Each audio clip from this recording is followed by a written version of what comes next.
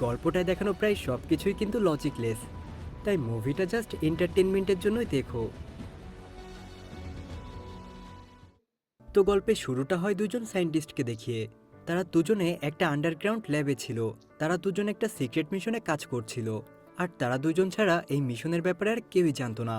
এই প্রজেক্টটা শুধুমাত্র তাদেরকেই দেওয়া হয়েছে। আর এটার ব্যাপারে তারা দুজন ছাড়া দুনিয়ার আর কেউই জানতো না। তাদেরকে দেওয়া এই মিশনটা পৃথিবীর আরও অনেক জায়গায় করা হচ্ছিল, কিন্তু সব জায়গাতেই এটা ফেল হচ্ছিল। আর বর্তমানে তাদের মিশনটা আমেরিকা আর জাপানে চলছে। এরপর দৃশ্য পরিবর্তন হলে আমরা পাঁচজন বন্ধুকে দেখতে পাই, যাদের নাম ছিল ডানা, কাট, জুলি, মার্টিন এবং হোল্ডেন। তো ডানা আর মার্টিন দুই বন্ধু, আর বাকি সবাই তাদের কমন ফ্রেন্ড। তারা সবাই মিলে একটা জায়গায় ঘুরতে যাচ্ছিল, সেই জায়গাটা ঘুরে দেখার জন্য। আর তারা সবাই যে জায়গাতে যাচ্ছিল সেই জায়গাটার নাম উড এরিয়া। ডাক্তার সেখানে একটা কেবিনে কয়েকদিনের জন্য থাকতে যাচ্ছে। আসলে এই কেবিনটা কিছুদিন আগে মার্টিন কিনে নিয়েছে। এরপর ওরা পেট্রোল পাম্পে এসে থামে, কারণ তাদের গাড়িতে ফুয়েল কমে গিয়েছিল। কিন্তু এখানকার পেট্রোল পাম্পের মালিক তাদের সাথে বাজে ব্যবহার করতে থাকে, আর তাদের কাছে পেট্রোল বিক্রি করবে না বলে দেয়। এখন আর কি করার, তাই মালিকের কাছ থেকে তারা সবাই উড এরিয়ার অ্যাড্রেস জিজ্ঞাসা করে সেখান থেকে আবার চলে যায়। তাদের সেই কেবিনটাতে যাওয়ার একটাই রাস্তা ছিল, আর এই রাস্তাটা ছিল একদম ঘন জঙ্গলের ভেতর দিয়ে। চারিদিকে শুনশান নীরবতা। এভাবে কিছু দূর যাওয়ার পর তারা পাহাড়ের ভেতর থেকে একটা টানেল দেখতে পায়। আর তখন আমরা একটা অদ্ভুত বিষয় খেয়াল করি। একটা চিল যখন ওপর থেকে উড়ে যাচ্ছিল, তখনই সে অদৃশ্য একটা দেয়ালে ধাক্কা খেয়ে নিচে পড়ে যায়।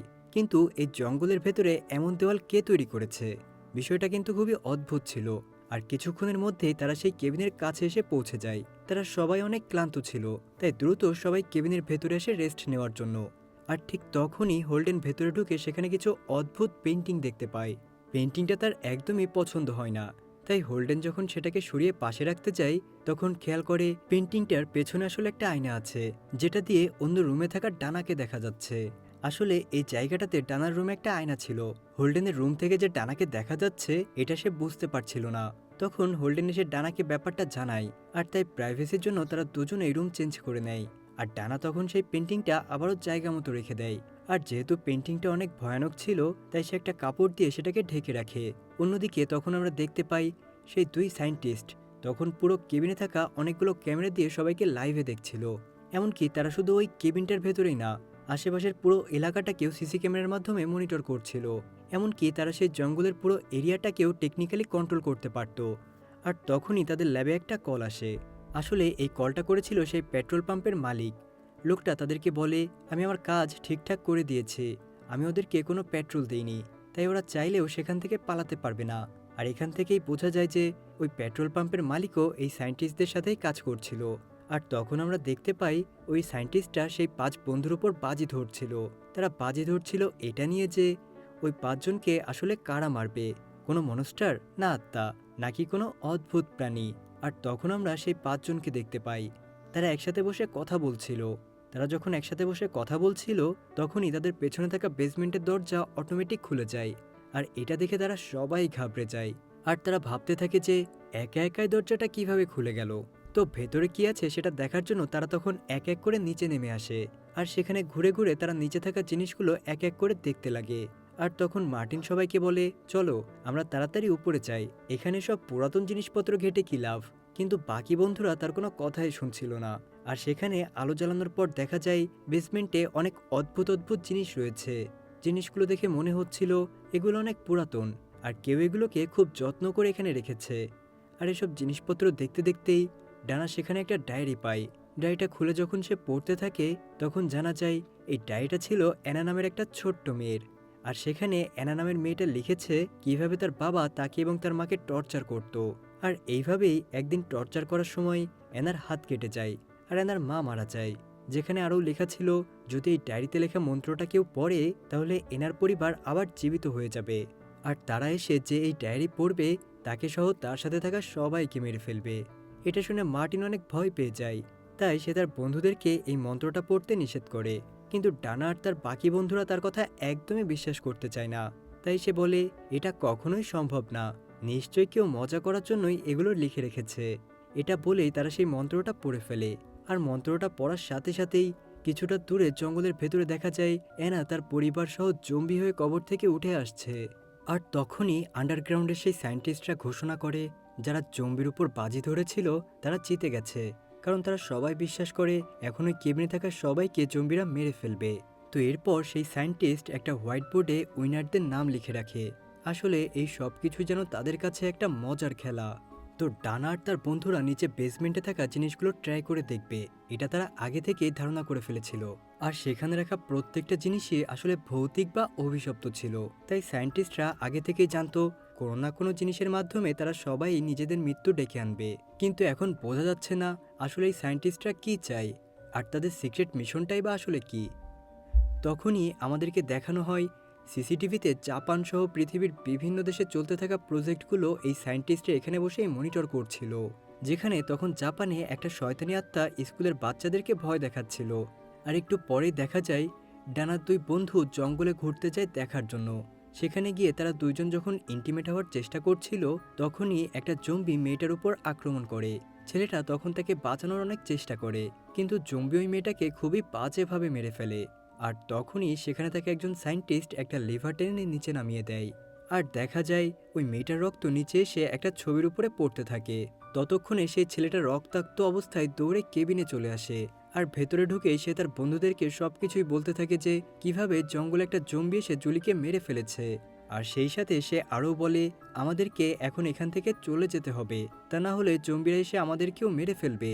আর তখন কেবিনের দরজায় হঠাৎ কেউ নক করে, ঠক ঠক। সেখানে থাকা কেউই দরজা খুলতে চাচ্ছিল না, কিন্তু ডানা তখন বলে এটা তো জুলিও হতে পারে। আর সে দরজা খুলে দেয়। দরজা খোলার সাথে সাথেই দেখা যায় দরজার বাইরে একটা বিশাল দেহের জম্বি দাঁড়িয়ে আছে। আর তার হাতে ছিল জুলির কাটা মাথা। জম্বিটা জুলির মাথার ডানার কাছে ছুঁড়ে মারে। নিজের বন্ধুর কাটা মাথা দেখে ডানা ভয়ে চিৎকার করে ওঠে। আর তখন বাকি বন্ধুরা দৌড়ে গিয়ে রুমের দরজা বন্ধ করে দেয়। তখন ডানার বন্ধু সবাইকে বলে আমাদেরকে বাঁচতে হলে অবশ্যই একসাথে থাকতে হবে, আর কেবিনের দরজা জানালা সবকিছুই বন্ধ করে রাখতে হবে। আর তখন নিচে থাকা সেই সায়েন্টিস্টরা তাদের এই কথাবার্তা শুনে একটু চিন্তায় পড়ে যায়। সে ভাবছিল তারা একসাথে থেকে কোনো বুদ্ধি বের করে আবার বেঁচে যেতেও পারে। তাই তখন তারা কেবিনের ভেতরে একটা বিষাক্ত গ্যাস ছেড়ে দেয়। সাথে সাথে ডানার সেই বন্ধুর মুড চেঞ্জ হয়ে যায়। তাই তখন সে আবার বলে ওঠে কারো একসাথে থাকার দরকার নেই, সবাই যেন আলাদা আলাদা থাকে, আর তাহলেই তাদের মধ্যে কেউ না কেউ বেঁচে থাকবে। আর এটা শুনে তখন সেখানে থাকা সবাই যে যার রুমে চলে যায়। আর নিচে থাকা সায়েন্টিস্টরা সবার রুমের দরজা লক করে দেয়। মার্টিন তার রুমে এসে সেখানে থাকা একটা ক্যামেরা আর কিছু তার খুঁজে পায়। আর এটা দেখে মার্টিন বুঝতে পারে তাদের সবার উপরেই নজর রাখা হচ্ছে। আর তাদের সাথে এখনো পর্যন্ত যা কিছু হয়েছে সেগুলো নিশ্চয়ই কারো প্ল্যান। মার্টিন যখন এসব কিছু ভাবছিল, তখন পেছন থেকে হঠাৎই একটা জম্বি এসে তাকে টেনে তার সাথে নিয়ে যায়। আর দেখে মনে হচ্ছিল মার্টিন হয়তো মারা গেছে, কারণ আবারও সেই নিচে থাকা ছবিটাতে নতুন রক্ত এসে ভরে যায়। আর এখন 5 বন্ধুর মধ্যে মাত্র 3 জন বেঁচে আছে। তাই তারা সিদ্ধান্ত নেয় এভাবে ভয়ে ভয়ে থাকলে এক এক করে সবাই মারা যাবে। তাই তারা সিদ্ধান্ত নেয় 3 জন একসাথে গাড়ি নিয়ে এখান থেকে পালানোর চেষ্টা করবে। আর তখন আমরা জাপানে সেই শয়তানি আত্মাটাকে দেখতে পাই, যেখানে স্কুলের বাচ্চারা একটা রিচুয়াল করে সেই আত্মাটাকে একটা ব্যাঙে রূপান্তর করে ফেলে। আর তাই সায়েন্টিস্টরা অনেক হতাশ হয়ে যায় যে তাদের জাপানের প্রজেক্টটা ফেল হয়েছে। আর এছাড়াও বাকি দেশগুলোতে করা প্রজেক্টগুলো একে একে ফেল হয়ে যাচ্ছে। এখন তাদের হাতে শুধুমাত্র এই 5 বন্ধুর প্রজেক্টটাই ছিল। তাই যে করেই হোক তাদেরকে এই প্রজেক্টে সফল হতেই হবে। ডানা আর বন্ধুরা তখন ভাবছিল খুব সহজেই এখান থেকে বের হয়ে যাবে, কিন্তু তারা আসলে ভুল ভাবছিল, কারণ এই পুরো জায়গাটাই ছিল সায়েন্টিস্টদের কন্ট্রোলে। আর তাই ডানারা যখন সেই টানেলের কাছাকাছি পৌঁছায়, সায়েন্টিস্টরা সেটা ব্লাস্ট করে উড়িয়ে দেয়। আর এই এলাকা থেকে বের হওয়ার এটাই একমাত্র রাস্তা ছিল। আর এটা বন্ধ হওয়ায় তারা বুঝতে পারে এখন তারা অনেক বিপদে পড়েছে। তখন ডানার এক বন্ধুর মাথায় একটা বুদ্ধি আসে। সে বলে আমি আমার বাইকটা দিয়ে লাফ দিয়ে খাদের এপাশ থেকে ওপাশে যেতে পারবো, আর একবার বাইরে যেতে পারলেই আমি সেখান থেকে সাহায্য আনতে পারবো। আর এটা বলেই সে তার বাইক নিয়ে ধ্বংস হয়ে জায়গাটার উপর দিয়ে অনেক জোরে চালিয়ে একটা লাফ দেয়।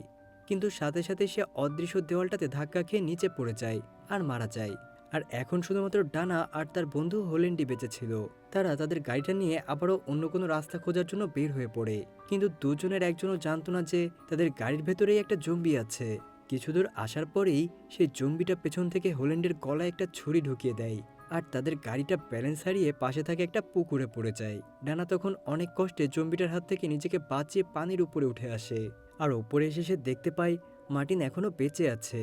কিন্তু নিচে থাকা সায়েন্টিস্টরা তখনও জানতো না যে মার্টিন এখনো বেঁচে আছে। তারা জানতো এখন শুধুমাত্র ডানায় বেঁচে আছে। আর সে যেহেতু একা, তাই বেশিক্ষণ এই জঙ্গলে টিকতে পারবে না। কোনো না কোনো মনস্টার তাকে অবশ্যই মেরে ফেলবে, আর ডানা মারা গেলে তারা তাদের প্রজেক্টে সফল হবে। একথা ভেবেই তারা ছোট্ট একটা পার্টি করতে শুরু করে। মার্টিন ডানাকে সেই জম্বির হাত থেকে বাঁচিয়ে একটা জায়গায় নিয়ে আসে, আর এটা সেই জায়গা ছিল যেখানে ওই জম্বিটা মার্টিনকে নিয়ে এসেছিল। আসলে এখানে যত ভূত আর মনস্টার আছে তারা সবাই মানুষদেরকে মারার জন্য এক জায়গায় নিয়ে এসে তাদেরকে হত্যা করে, যাতে তাদের রক্ত সোজা নিচে ওই ছবিটির উপরে গিয়ে পড়ে। আর এখানে আসার পর মার্টিন ডানাকে সবকিছুই খুলে বলে। সে বলে যে এখানে আসার পর থেকেই আমাদের উপর নজর রাখা হচ্ছে, কেউ আমাদেরকে নিয়ে এই প্ল্যানগুলো করেছে, আর সেই সাথে এই পুরো জায়গাটা তাদের কন্ট্রোলে আছে। তারপর মার্টিন ডানাকে নিয়ে একটা লিফটের মধ্যে চলে আসে, আর সেই লিফটটা যখন নিচের দিকে যাচ্ছিল তখন প্রত্যেকটা ফ্লোরে তারা অদ্ভুত অদ্ভুত সব মনস্টারদের আত্মাকে দেখতে পাচ্ছিল। আর তখনই নিচে থাকা সায়েন্টিস্ট জানতে পারে যে এখনও 2 জন বেঁচে আছে, আর তারা দুজনই এখন এই ল্যাবের দিকে আসছে। তখন সায়েন্টিস্টদের নির্দেশে একজন সিকিউরিটি অফিসার আসে ডানা আর মার্টিনকে মারার জন্য, কিন্তু এবারও তারা বুদ্ধি করে সেই সিকিউরিটি অফিসারকে মেরে ফেলে। এরপর তারা যখন লিফট থেকে বাইরে আসে সেখানে তারা মাইকে একটা অ্যানাউন্সমেন্ট শুনতে পায়। মাইকে বলা হচ্ছিল, যদি পৃথিবীর মানুষদেরকে বাঁচাতে চাও তাহলে তোমাদের দুজনকে নিজেদের জীবন স্যাক্রিফাইস করতে হবে। কিন্তু এসবের কিছুই তারা দুজন বুঝছিল না, তাই দুজনে দৌড়ে সে একটা রুমের ভেতর লুকিয়ে পড়ে। আর আসলে এটা ছিল একটা কন্ট্রোল রুম, এখান থেকে সব মনস্টার আর ভৌতিক জিনিসগুলোকে কন্ট্রোল করা হতো। তারা যখন এসব কিছু দেখছিল তখনই সেখানে আরও কিছু সিকিউরিটি ফোর্স চলে আসে, আর তারা এবার ডানার মার্টিনকে মারার জন্য তাদের রুমের দিকে গুলি চালাতে থাকে। আর সেই মুহূর্তে ডানা তার সামনে থেকে একটা লাল বাটন প্রেস করে দেয়, আর বাটন প্রেস করার সাথে সাথেই সেখানে থাকা রুমগুলোর দরজা খুলে যায়, আর এর ভেতর থেকে একসাথে সেই সবগুলো মনস্টার বাইরে বের হয়ে আসে। তারা সবাই একসাথে সিকিউরিটি গার্ডদের উপর নৃশংস হামলা চালায়। মনস্টারগুলো পুরো ল্যাবের চারিদিকে ছড়িয়ে পড়ে, এমনকি তারা সায়েন্টিস্টদের উপরও আক্রমণ করে তাদের সবাইকে মেরে ফেলে। দেখতে দেখতেই পুরো জায়গাটা রক্তে লাল হয়ে যায়, কিন্তু আসল সায়েন্টিস্ট কোনোভাবে নিজের জীবন বাঁচিয়ে সেখান থেকে পালিয়ে আসে। আর তখনই তার সামনে ডানা আর মার্টিন চলে আসে। তারা এতক্ষণে বুঝে গিয়েছিল যে আসলে এই সব কিছুর পেছনে এই সায়েন্টিস্টরাই দায়ী, তাই সে নিজের বন্ধুদের মৃত্যুর প্রতিশোধ নিতে সায়েন্টিস্টটাকে নিজের হাতে মেরে ফেলে। এরপর তারা ল্যাবের নিচের দিকে চলে আসে, যেখানে আসলে দেখা যায় সেখানে চারিদিকে বেশ কিছু নকশা আঁকা ছিল, আর এই নকশাগুলোতে মানুষের তাজা রক্ত লেগে আছে। ডানারা বুঝতে পারছিল না আসলে এখানে কি হচ্ছে। আর তখনই এই মিশনের বোর্ড অফ ডিরেক্টর সেখানে চলে আসে, আর সে তাদের দুজনকে বলতে থাকে, আমাদের এসব করার পেছনে একটা কারণ আছে, আর সেটা হলো পৃথিবীর সাধারণ মানুষদেরকে বাঁচানো। আসলে এই পৃথিবীর নিচে পাতালে একটা ইভিল গড থাকে, যে কিনা পৃথিবী সৃষ্টির শুরু থেকে মাটির নিচে ঘুমিয়ে আছে, কিন্তু প্রতি বছর সে 5 জন মানুষের বলি চায়, আর এটা পৃথিবীর প্রত্যেকটা দেশ থেকে দিতে হয়। আর তাই আমাদের এই প্রজেক্টটা নিশ্চিত করে যে প্রতি বছর একবার ইভিল গড প্রত্যেক দেশ থেকে 5 জন মানুষের রক্ত পায়, আর তাকে যদি 5 জনের রক্ত দেওয়া না হয় তাহলে সে ঘুম থেকে উঠে মাটির নিচ থেকে উপরে উঠে আসবে, আর সে পুরো পৃথিবীটা ধ্বংস করে ফেলবে। আর সেই সাথে ডিরেক্টর তখন তাদেরকে বলে, এখন সবকিছুই তোমাদের হাতে, তোমরা যদি চাও তাহলে পৃথিবীকে বাঁচাতে পারো, কিন্তু তার জন্য তোমাদের নিজেদের জীবনও ত্যাগ করতে হবে, আর এই স্যাক্রিফাইস অবশ্যই সকাল হওয়ার আগেই করতে হবে। এই কথা শুনে ডানা অনেক চিন্তায় পড়ে যায়, কারণ সে বুঝতে পারছিল না কি করবে। তার 3 জন বন্ধু যে কারণে নিজেদের জীবন হারালো সেটা যদি সম্পূর্ণ না হয় তাহলে পুরো পৃথিবীর মানুষকে এর মাসুল দিতে হবে। তাই ডানা তখন তার কাছে থাকা বন্দুকটা মার্টিনের দিকে তাক করে, কিন্তু তখনই সেখানে একটা মনস্টার এসে ডানার উপরে হামলা করে দেয়। তখন মার্টিন সেই বন্দুকটা কুড়িয়ে নিয়ে মনস্টারটার উপরে গুলি চালাতে শুরু করে, আর এতে মনস্টারটা সেখান থেকে চলে যায়। এরপর ডিরেক্টর আর মার্টিনের ভেতরে লড়াই শুরু হয়, কারণ মার্টিন কোনোভাবেই নিজেকে স্যাক্রিফাইস করতে চাচ্ছিল না। তো এক পর্যায়ে ডিরেক্টর যখন মার্টিনকে প্রায় মেরেই ফেলেছিল তখনই সেখানে অ্যানা চলে আসে, আর তার হাতে থাকা কুড়ালটা দিয়ে সে ডিরেক্টরের মাথায় আঘাত করে। আর এই সুযোগে মার্টিন তাদের দুজনকে লাথি দিয়ে নিচে একটা খাদে ফেলে দেয়, যেখানে ইভিল গড থাকতো। এরপর ডানা আর মার্টিন সেখানেই বসে পড়ে। পুরো রাত প্রাণ বাঁচানোর জন্য লড়াই করা আর বন্ধুদেরকে হারিয়ে তারা দুজনেই অনেক ক্লান্ত। ডানা তখন মার্টিনকে সরি বলে, কারণ ডিরেক্টরের কথায় সে মার্টিনের উপর বন্দুক তাক করেছিল, কিন্তু মার্টিন বলে, আমি এতে কিছু মনে করিনি। এটা বলে তারা 2 জন হেলান দিয়ে একটা সিগারেট ধরায়, আর চিন্তা করে হয়তো এখন সবকিছুই ঠিক হয়ে গেছে, কিন্তু আসলে এখনো অনেক কিছুই বাকি আছে। সবকিছু ঠিক কিভাবে হবে, তারা 2 জন তো নিজেদেরকে স্যাক্রিফাইসই করেনি। আর তখনই সেখানে আশেপাশের মাটি কাঁপতে থাকে, আর সাথে সাথেই দেখা যায় ওই বেসমেন্টের ভেতর থেকে একটা বিশাল হাত উঠে আসে। ডানার মার্টিন ইভিল গডের হাতের আঘাতেই মারা যায়। আসলে এটা ছিল সেই ইভিল গডের হাত, আর স্যাক্রিফাইস না পেয়ে সে এখন অনেক রেগে আছে। সে এখন পাতাল থেকে পৃথিবীতে উঠে আসছে সবকিছুই ধ্বংস করার জন্য। এরপরই আমরা বিশাল একটা হাত মাটির ভেতর থেকে বাইরে বের হতে দেখি। আর এমনই একটা দৃশ্য দেখিয়ে গল্পটাও এখানে শেষ হয়ে যায়। এটা যে